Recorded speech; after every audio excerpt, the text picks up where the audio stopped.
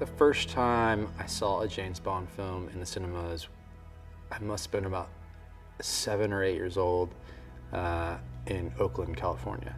And it was A View to Kill, A View to a Kill. The whole finale takes place in San Francisco and Silicon Valley. So to walk out of the cinema and be able to look across the bay at the Golden Gate Bridge and imagine this huge fight taking place, you know, right there in front of my home, seems to sort of make the magical world of movies cross over into my everyday life. And I think from that point forward, I was a major fan of the Bond character in films. And I think it also helped that Duran Duran did the opening credits, because my brother was a big fan of the music, and my older brother. So, you know, whatever music he was listening to, of course, I was listening to too. Purely out of, you know, selfishness, I think the DB5 that we made for this film is probably my favorite. That classic shape, that coupe shape, the rounded curves and corners, the classic silver exterior, and all the sort of hidden secrets that are inside of it. And I've had the opportunity to drive one as well, and just knowing the value of the vehicle I'm driving in makes it that much more special.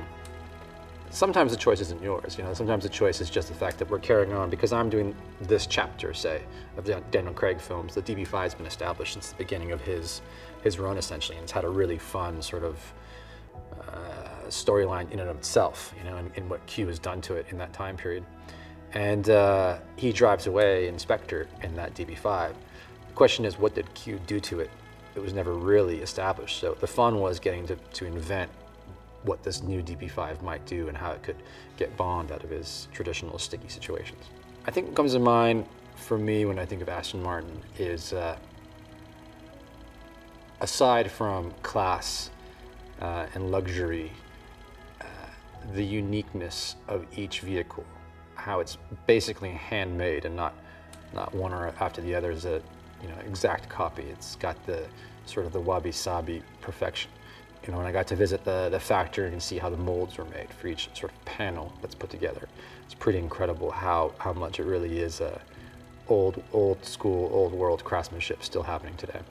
Aston Martin is not only a legacy brand in terms of British heritage, it's also obviously, you know, tied intrinsically with the Bond franchise. So on the one hand, you have like the idea of like this luxury car, on the other hand, you have these cars that do amazing things. The biggest toy you can imagine for Bond.